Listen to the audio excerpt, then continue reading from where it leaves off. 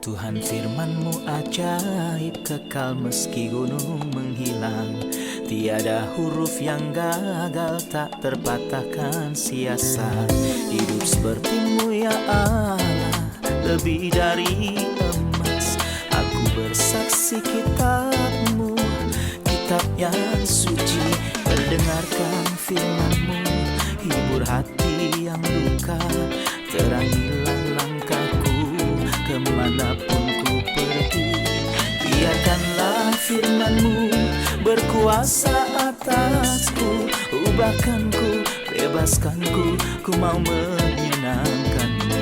Tuhan firman-Mu ajaib, kekal meski gunung menghilang. Ubah dan bebaskan aku, mau menyenangkan-Mu. Salam jumpa pemirsa terkasih, saya menyambut Anda sekalian dimanapun Anda berada dalam episode yang terbaru program studi harian kita semua Kitab Suci, di mana kita mempelajari semua kitab dalam Alkitab dari Kejadian hingga Wahyu. Faktanya, ini adalah kesempatan emas untuk Anda membuka Alkitab dan mempelajari kitab demi kitab.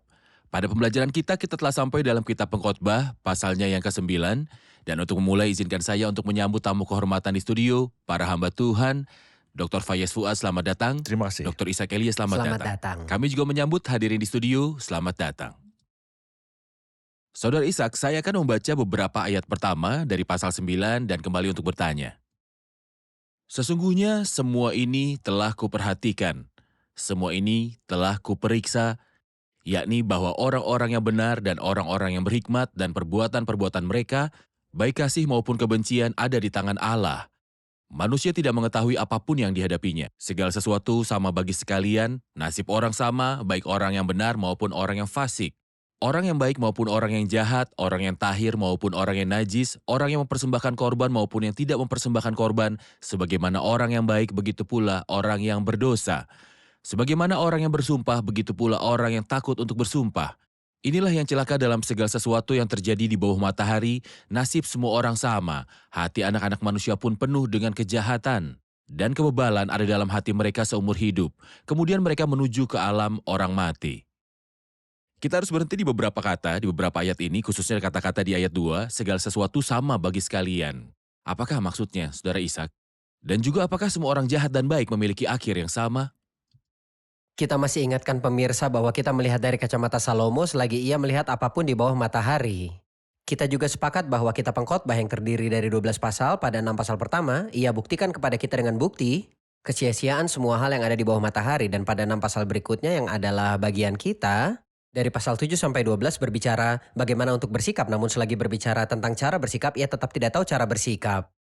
Semula ia beri kita kunci saat ia berkata sesungguhnya semua ini telah kuperhatikan, ia masih mencari dalam hatinya. Kita lihat dia seringkali bergumul dalam hatinya dan betapa liciknya hati lebih licik dari segala sesuatu.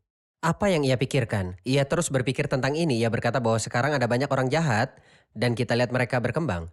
Dan banyak juga orang baik dan kita lihat mereka disiksa, maka mereka akan mengalami akhir yang sama. Ini mengapa ia katakan di ayat yang kedua bahwa segala sesuatu sama bagi sekalian, yang berarti semuanya akan dialami oleh semua orang. Seolah semuanya setara dan terlebih lagi tentang kejadian kematian. Keduanya akan mati, maka ini semua adalah hal yang sama, dan ia katakan kata-kata yang sangat berpengaruh di ayat 1. Perbuatan-perbuatan mereka ada di tangan Allah, baik kasih maupun kebencian. Salomo tidak seperti itu, perbuatan-perbuatan itu tentu ada dalam tangan Allah. Namun kita sepakat bahwa pengertian dari fatalisme itu tidak alkitabiah. Ya. Anda pun harus mengetahui sesuatu. Ia berkata tidak ada yang tahu, maka ia ingin berkata, tak ada yang tahu siapa yang dikasihi dan dibenci Allah. Sebenarnya kita tahu dalam perjanjian baru. Bahkan dalam perjanjian lama kita telah melihat bahwa Allah mengasihi semua. Karena begitu besar kasih Allah akan dunia ini, Allah mencintai semua orang. Ia ingin semua orang mendapat keuntungan dari keselamatan yang Kristus berikan di kayu salib. Namun Salomo melihat yang di bawah matahari. Ia melihat hal-hal yang sementara. Ia tidak melihat pada terang atau kekekalan. Ia juga tidak melihat gambaran secara keseluruhan. Ada ungkapan indah yang berkata, aku bisa melihat pelukis hebat selagi ia melukis bagian kecil dari lukisannya. Ketika melihatnya, saya pikir ia mencoret-coret dan tidak tahu apa yang ia lakukan. Tapi ketika saya tunggu ia menyelesaikannya, saya berkata, ia adalah pelukis yang hebat. Allah sering melakukan ini dalam hidup kita. Allah bekerja di area yang spesifik dan sulit untuk bisa saya mengerti atau capai. Bagaimana Allah melakukan ini? Ketika saya melihat gambaran besar, saya akan berkata kepadanya, betapa banyak perbuatanmu ya Tuhan, sekaliannya kau jadikan dengan kebijaksanaan. Maka kedaulatan Allah dan pekerjaan Allah terhadap manusia, semua itu dikategorikan oleh kasih. Tapi juga kita melihat sampai hari ini seseorang yang sedang mengalami situasi berat, ia meragukan kasih Allah kepada dia. Orang lain, sebagai contoh, Allah menyelamatkan dia dari kecelakaan, maka ia berkata bahwa Allah mengasihi saya. Maka mereka yang mati karena kecelakaan atau terluka dalam kecelakaan, apakah Allah tidak mencintai mereka? Maka sehubungan dengan kasih Allah kepada penyelamatan terhadap situasi yang berat, mustahil untuk selaras dengan pemikiran Tuhan. Allah mengasihi, tetapi ia memiliki cara khusus dalam melakukan pekerjaannya. Tepat sekali. Sudah pasti bahwa Allah mencintai, tapi apakah Anda tahu siapa yang membenci menurut Alkitab? Manusia. Jadi Kristus berkata mereka membenci aku tanpa alasan. Ya. Maka Kristus mencintai, manusia membenci. Manusia membenci Kristus tanpa alasan. Benar. Dr. Fayez ketika kita mulai dari ayat 4, ia berkata, tetapi siapa yang termasuk? Orang hidup mempunyai harapan karena anjing yang hidup lebih baik daripada singa yang mati. Karena orang-orang yang hidup tahu bagaimana mereka akan mati, tetapi orang yang mati tidak tahu apa-apa. Tak ada upah lagi bagi mereka, tak ada upah lagi bagi mereka. Baik kasih mereka maupun kebencian dan kecemburuan mereka sudah lama hilang. Dan untuk selama-lamanya tak ada lagi bahagian mereka dalam segala sesuatu yang terjadi di bawah matahari. Apakah pengertian ini benar? Masalah yang mengganggu Salomo dalam seluruh kitab ini adalah kematian tidak membedakan antara satu orang dengan yang lain.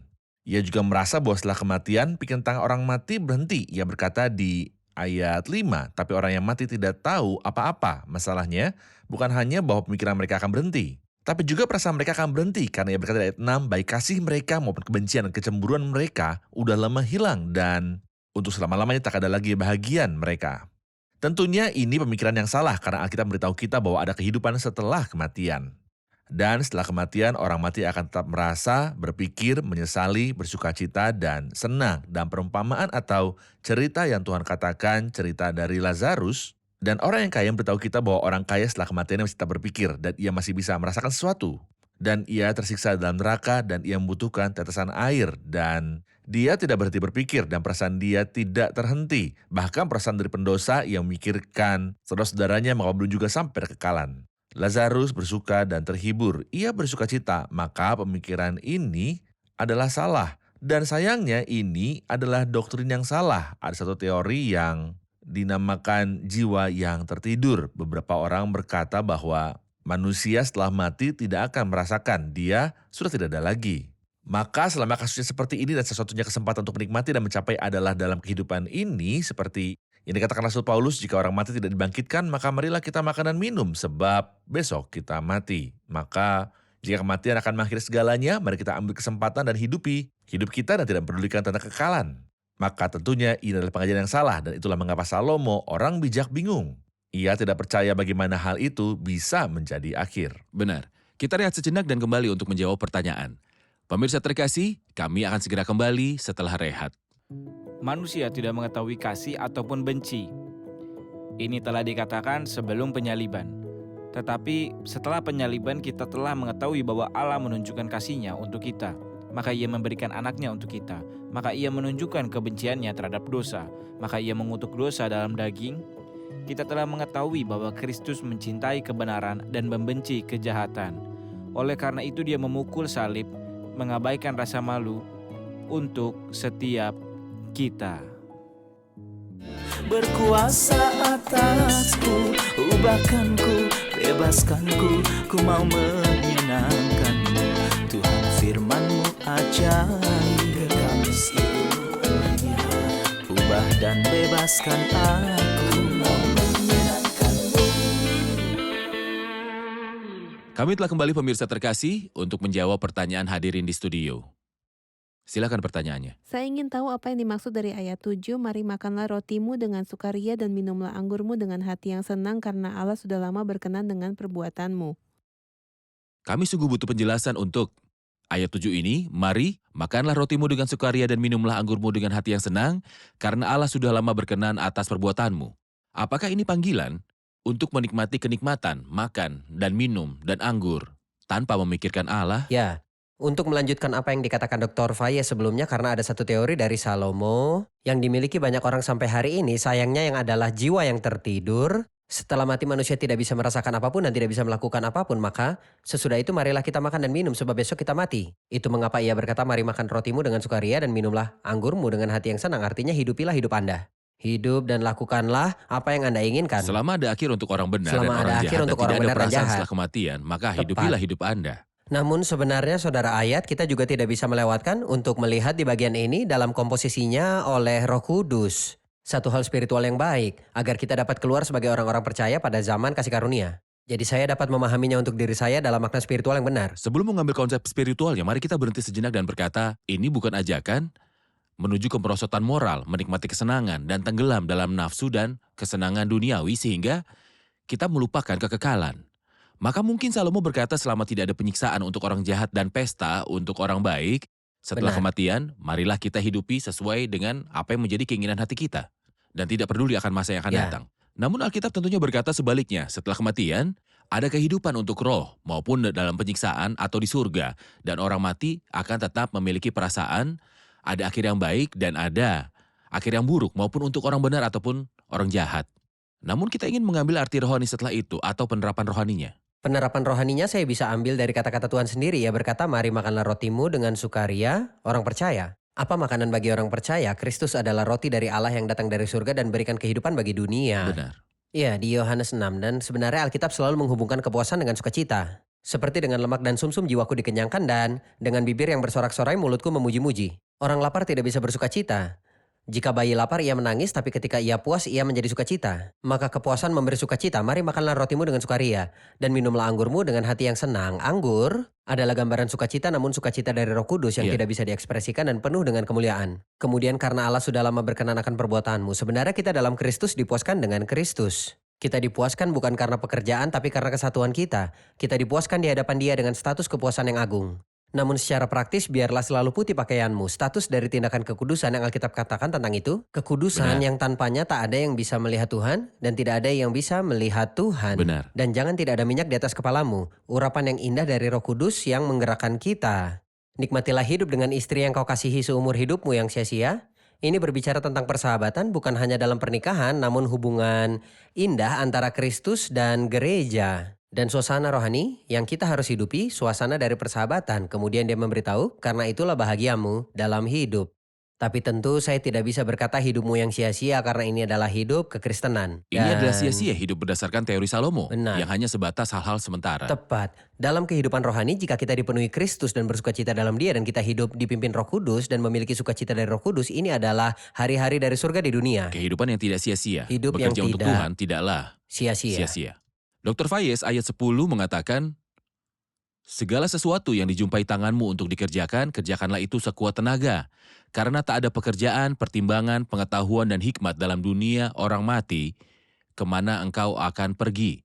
Apa yang dimaksud dengan kata-kata ini? Maksudnya dan selama kematian akan mengakhiri semuanya dan di kekekalan tidak ada kesempatan untuk mencapai sesuatu atau menikmati sesuatu, maka selama ada di sini gunakanlah kesempatan yang Anda miliki untuk mencapai tujuan untuk menikmati sesuatu. Hari-hari Anda di dunia, gunakan waktu Anda dan apapun yang bisa Anda lakukan, lakukanlah dengan cepat dan menangkanlah tepat waktu.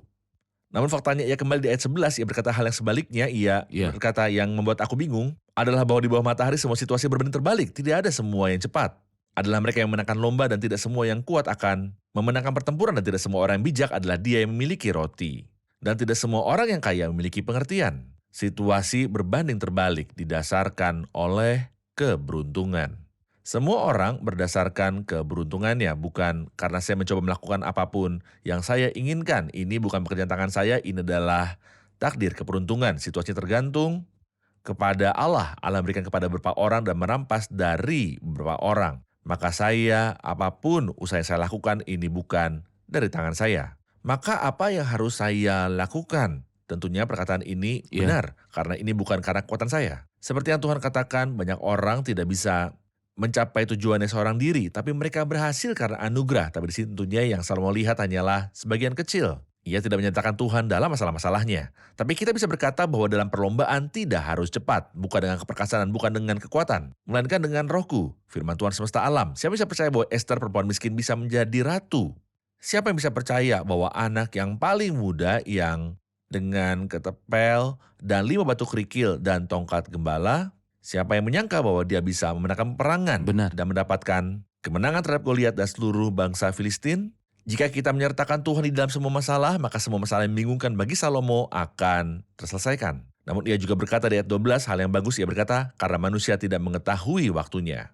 Saya juga mencoba untuk mencapai sesuatu sebisa mungkin, tapi jika Allah beritahu saya tentang berapa lama waktu yang saya miliki, jadi saya bisa melakukan sebisa mungkin jika saya mengetahui berapa lama waktu yang saya miliki, tapi ia tidak memberitahukan itu pada saya tentang kapan hidup saya akan berakhir, karena manusia tidak mengetahui waktunya. Seperti ikan di laut tidak tahu kapan jala akan menangkapnya, dan seperti burung di udara mereka tidak tahu kapan jerat akan menangkap mereka. Maka saya tidak tahu kapan hidup saya berakhir. Tentunya hal yang baik bahwa kita tidak mengetahui kapan hidup itu berakhir. Mengapa? Agar kita bersiap-siap setiap hari untuk bertemu Allah. Siap-siaplah untuk bertemu Allahmu. Bahwa setiap orang telah diperingati bahwa kapan saja pada malam ini juga jiwamu akan diambil daripadamu. Kita harus bersiap-siap hari ini bertemu Allah. Jika kita ingin melanjutkan seri dari pemikiran spiritual yang dimulai oleh Saudara Isa ketika ia memberitahu untuk mari makanlah rotimu dengan sukaria. Jika kita ingin lakukan secara spiritual, kita bisa katakan ini panggilan untuk merasa puas dengan Kristus yang adalah roti dari Allah, kemudian minumlah anggurmu dengan hati yang senang, adalah kepenuhan sukacita dari Roh Kudus dalam kita, kemudian panggilan bahwa semua pakaian harus selalu putih untuk perilaku yang sopan. Jika kita telah sampai pada tingkat itu sehubungan dengan perlombaan, Ya. pertempuran, dan pelayanan di hadapan Tuhan, mohon jelaskan pada saya hal itu dalam 30 Jadi detik. saya percaya perlombaan berbicara kepada kita. Maksud saya dalam firman Allah tentang kehidupan spiritual adalah seperti perlombaan. Dan Rasul Paulus sudah sering berbicara tentang masalah ini, maka ia berkata dalam Filipi 3 berlari pada tujuan untuk memperoleh hadiah, yaitu panggilan surgawi dari Allah. Dalam Kristus Yesus, masalahnya bukanlah bahwa saya mengetahui Tuhan dan memiliki kesaksian bertahun-tahun lalu. Tapi kehidupan Kristen, kehidupan iman dimulai dari langkah untuk memberikan hidup kita untuk Tuhan. Dan berlanjut dengan kehidupan rohani yang adalah perlombaan dan pertempuran. Tidak akan berakhir selain dengan cara mendapatkan Kristus, berlari-lari kepada tujuan untuk memperoleh hadiah yaitu panggilan surgawi dari Allah dalam Kristus Yesus. Sampai kita berjumpa dengan Kristus dalam kemuliaan. Pertarungan ini berbicara tentang peperangan rohani. Dan ini membuat kita melihat pada Efesus 6 bahwa kita mengenakan perlengkapan senjata Allah dan berperang melawan hari-hari jahat dan penguasa di udara. Pertarungan kita bukan dengan manusia, kita tidak memiliki permusuhan. Atau peperangan dengan sesama, peperangan kita adalah melawan penguasa jahat di udara. Karena senjata kita dalam perjuangan bukanlah senjata duniawi, tapi senjata rohani. Seluruh perlengkapan senjata Allah dijelaskan dalam Efesus pasal yang ke-6. Tentunya kekayaan bukanlah untuk orang yang berpengertian, karena Tuhan menyembunyikan itu dari orang bijak dan mengungkapkannya kepada orang yang kurang berpengalaman. Dan hikmat bukan karena kepintaran atau karena pembelajaran, karena hikmat adalah untuk semua orang yang belajar tentang Kristus. Karena Kristus yang oleh Allah telah menjadi hikmat, ia membenarkan dan menebus kita. Benar, benar. Saya akan baca beberapa ayat mulai dari ayat 13, kemudian kita rehat dan kembali untuk menjawab pertanyaan. Hal ini juga kupandang sebagai hikmat di bawah matahari dan nampaknya besar bagiku. Ada sebuah kota yang kecil, penduduknya tidak seberapa. Seorang raja yang agung menyerang, mengepungnya, dan mendirikan tembok-tembok pengepungan yang besar terhadapnya. Di situ terdapat seorang miskin yang berhikmat. Dengan hikmatnya ia menyelamatkan kota itu. Tetapi tak ada orang yang mengingat orang yang miskin itu. Kataku, hikmat lebih baik daripada keperkasaan, tetapi hikmat orang miskin dihina, dan perkataannya tidak didengar orang. Kita lihat sejenak dan kembali untuk menjawab pertanyaan. Pemirsa terkasih, kami akan segera kembali setelah rehat. Ubahkanku, bebaskanku, ku mau menyenangkanmu. Tuhan firman-Mu ajaib, kekal seluruhnya. Ubah dan bebaskan aku, mau menyenangkanmu. Kami telah kembali pemirsa terkasih untuk menjawab pertanyaan hadirin di studio. Di ayat yang dibicarakan kepada kita ada beberapa kata atau ayat yang kurang jelas. Seperti contohnya kota yang kecil, orang-orang yang sedikit, orang miskin yang bijak, atau raja yang hebat. Apa yang dimaksud dengan kata-kata ini? Apa pesan dari cerita yang digambarkan oleh Salomo, orang yang bijak itu?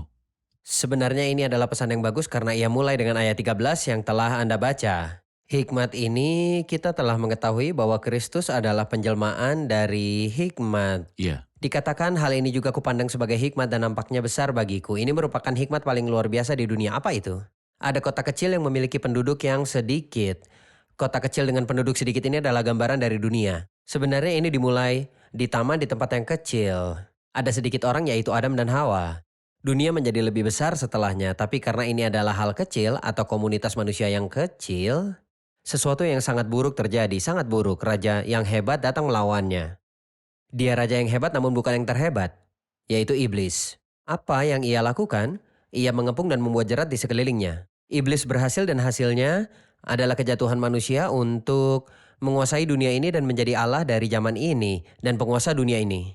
Dunia yang namanya menjadi kejahatan masa kini, setelah air bah, dunia ini, kejatuhan dunia, apa solusinya? Manula menjadi tanda kelemahan, dan sebenarnya semua masalah yang dibicarakan Salomo dalam kitab Pengkhotbah adalah hasil dari pekerjaan jahat yang disebutkan di sini. Raja yang mengepung kota dan membangun jerat yang besar di sekelilingnya sehingga tidak ada yang bisa menyelamatkan orang di dalamnya. Ia mengepung mereka dan menguasai mereka. Ia kuasai mereka dengan segala jenis kuasa. Dan Pengepungan iblis kepada jiwa dan kuasanya atas jiwa-jiwa. tepat, ini mengingatkan kita pada Yeriko, kota yang tadinya dilindungi oleh tembok.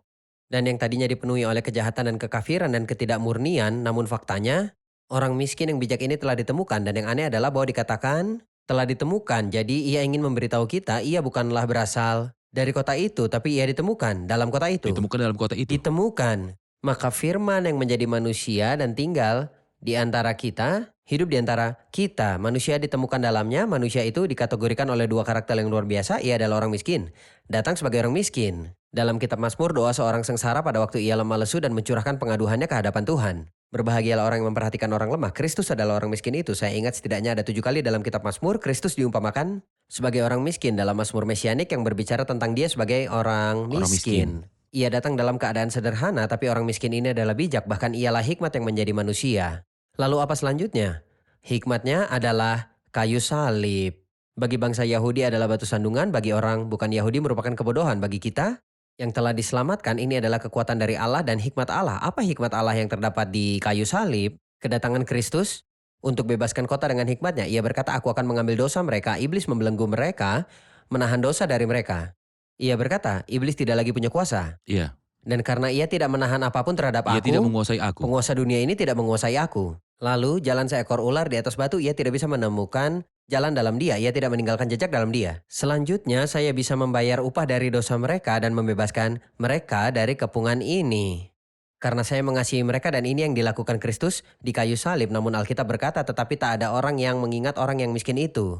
Tapi karena Tuhan ada orang-orang yang mengingat orang miskin itu. Satu kehormatan sebagai orang Kristen yang percaya bahwa kita mengingat Kristus seumur hidup kita. Kita mengingat dia sebagai gereja, kita ada bersama dia ketika setiap awal minggu kita melakukan perjamuan kudus, kita lakukan ini untuk mengingat dia, mengingat orang miskin itu. Menurut saya ini adalah hikmat yang sangat hebat dan saudara ayat, saya simpulkan ide dan berkata bahwa kitab dari Pengkhotbah adalah kitab di bawah matahari. Ini bukan pewahyuan yang agung, ini inspirasi. Karena ini inspirasi yang ia katakan tentang Kristus. Ada satu orang yang melihat 7 gambaran Kristus dalam kitab Pengkhotbah. Ia temukan Kristuslah pengkhotbah sejati. Ia satukan keagungan ilahi dengan manusia. Ia mampu kumpulkan anak-anak Allah yang tadinya terpecah. Dialah raja sesungguhnya, Salomo hanyalah bayang-bayang, dialah yang akan memerintah. Kerajaan yang lebih besar dari Salomo, bahkan sampai hari ini tidak ada yang berkuasa seperti Salomo, tidak ada sebelum dan setelah dia. Iya. Namun Kristus akan datang dan kekuasaannya di kerajaan atas dunia akan lebih besar dibandingkan kekuasaan Salomo. Kristus adalah pejabat tinggi yang kita lihat di pasal sebelumnya dan berkuasa atas mereka. Maka ia adalah pengkhotbah sejati, ia adalah raja Ia sejati, adalah dan raja ia dan adalah pejabat tinggi yang sejati. Ia adalah manusia sejati yang menjadi acuan dari kitab Ayub 1 dari 1000 dan kita melihat satu pemikiran. Dalam episode sebelumnya kita mencarinya seperti yang kita lihat bahwa Salomo tidak bisa menemukan perempuan di antara 1000 tapi ia berkata bahwa ada satu manusia di antara 1000. Siapa yang dimaksud itu adalah yang ada di kitab Ayub yang adalah Kristus. Kita melihatnya sebagai orang miskin, gambaran kelima. Sebagai orang bijak, gambaran keenam. Lalu kita melihat dia sebagai seorang gembala. Diberkatilah namanya selamanya. Maka kitab Pengkhotbah walaupun ini di bawah matahari, namun seperti semua kitab di Alkitab tidak ada yang tanpa Kristus. Pembicaraan Tuhan yang tertulis dalam kitab Lukas 24 lalu ia menjelaskan kepada mereka apa yang tertulis tentang dia dalam seluruh kitab suci mulai dari kitab-kitab Musa dan segala kitab nabi-nabi. Maka tidak ada kitab dari seluruh Alkitab yang tidak menggunakan acuan dari Tuhan Yesus. Benar. Entah sebagai nubuat atau sebagai simbol. Benar. Karena kesaksian Yesus adalah roh nubuat. Dr. Fayez, saya akan membaca ayat 18. Hikmat lebih baik daripada alat-alat perang. Tetapi satu orang yang keliru dapat merusakkan banyak hal yang baik. Apa yang Anda lihat? Pembicaraan yang sangat luar biasa. Dalam ayat 18, hikmat lebih baik daripada alat perang. Di ayat 16 ia berkata hikmat lebih baik daripada keperkasaan. Dan ini adalah pembicaraan yang benar. Seingat saya, beberapa orang menggunakan alat perang dengan kekuatan untuk mencapai tujuan mereka. Sementara hikmat bisa mencapai tujuan tanpa pertumpahan darah dan tanpa menggunakan kekerasan. Kita mengingat bahwa Tuhan Yesus Kristus telah melakukan hal yang luar biasa dan juga memenangkan hati dari berjuta-juta orang sepanjang masa, tidak dengan perang, senjata perang, tapi dengan hikmat-Nya. Ketika Ia menunjukkan hikmat Allah untuk mengubah salib, yang adalah alat untuk mempermalukan dan untuk kematian dan alat untuk menghina, Ia mengubah salib menjadi alat membanggakan dan alat untuk kehidupan dan alat Jadi Anda untuk ingin keselamatan. memberitahu bahwa Kristus berhasil berkuasa atas hati manusia dengan hikmat dan juga dengan kasih. Ya. Dan bukan dengan pedang. Tentu saja Dan tidak pernah. kekristenan bukan disebarluaskan menggunakan pedang. Maka bagaimana tentang perang salib yang pernah terjadi dan membunuh orang atas nama salib? Tidak, jadi perang salib adalah kesalahan besar untuk beberapa orang. Mereka tidak bergantung pada kata-kata apapun dari Alkitab ketika mereka melakukan perang itu. Tidak ada tulisan dalam Alkitab yang menyatakan untuk menggunakan kekerasan atau menggunakan pedang. Kita teringat Kristus ketika Petrus terbangun dari tidur dan tidak memperhatikan dan ia terburu-buru menggunakan pedang. Maka Tuhan berkata kepadanya, apa yang kau lakukan? Jangan lupa bahwa barang siapa menggunakan pedang akan binasa oleh pedang. Dan Tuhan melarang kita untuk menggunakan kekuatan sama sekali. Para rasul yang mengubah dunia, kita tidak pernah mendengar mereka menggunakan senjata perang. Dan Rasul Paulus seperti yang dikatakan untuk menjelaskan pelayanan dia berkata Paulus menguasai benua-benua yang dikenal oleh dunia pada masanya dan melemparkan mereka ke dalam pangkuan Kristus. Paulus memenangkan Eropa dan Asia bagi Kristus. Dan ia tidak menggunakan pedang, ia adalah orang miskin yang memiliki duri dalam daging. Ia berbicara tentang Injil dari penyaliban yang beberapa orang menganggap sebagai kebodohan, tapi ini terbukti sebagai hikmat Allah dan juga Benar. kuasa Allah. Jadi perang salib adalah peperangan politik. Dan mereka tergerak di bawah panji negara yang saat itu adalah salib. Namun mereka tidak mendapatkan izin apapun dari Alkitab untuk mengizinkan mereka membunuh dan memusnahkan karena Alkitab mengirimkan pesan cinta dan memperkenalkan Kristus bagi kita yang membuka hati dengan cinta. Benar. Kita telah di akhir episode, kita akan dengarkan komentar dari hadirin. Apa yang telah Anda pelajari dalam episode ini? Di ayat 7, saya melihat bahwa mari makanlah rotimu dengan sukaria dan minumlah dengan hati yang senang. Ini adalah panggilan untuk kepuasan rohani dan memberi makan orang dari Tuhan Yesus dan menikmati sukacita dari Roh Kudus yang tinggal di dalam kita setelah kita percaya. Benar. Hidup bisa berakhir kapan saja, maka saya harus selalu siap untuk bertemu dengan Allah. Benar. Saya mengucap syukur kepada Allah karena Ia telah datang ke bumi dan Ia menjadi miskin. Allah yang adalah pemilik dari seluruh dunia ini, Ia rela menjadi miskin untuk kita dan Ia membebaskan kita dari kematian, seperti yang dikatakan orang bijak yang membebaskan kota dengan hikmat-Nya. Baik. Faktanya saya sangat suka ayat yang ke-15, orang miskin yang mengarahkan pandangan saya kepada orang-orang yang paling miskin. Orang-orang dari Tuhan kita, Yesus Kristus yang datang dari dan dengan kebijaksanaannya dan kerendahan hatinya, membebaskan seluruh dunia dan masih melakukannya sampai saat ini dari iblis dan kekuasaannya terhadap manusia. Bahwa yang Allah kerjakan untuk kita dikategorikan sebagai kasih, bahkan jika kita tidak mengerti sekarang, tapi nanti kita akan mengerti. Bagus. Petrus? Kristus mengetahui bagaimana caranya bertata atas hati kita tanpa pedang, tanpa peperangan, tapi dengan kasih. Baik. Terima kasih, Tuhan memberkati. Terima kasih para hamba Tuhan. Terima kasih.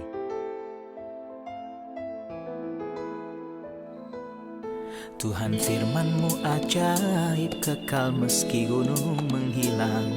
Tiada huruf yang gagal, tak terpatahkan siasat. Hidup seperti-Mu ya Allah, lebih dari emas. Aku bersaksi kitab-Mu, kitab yang suci. Mendengarkan firman-Mu, hibur hati yang luka. Terangilah langkahku, kemanapun ku pergi.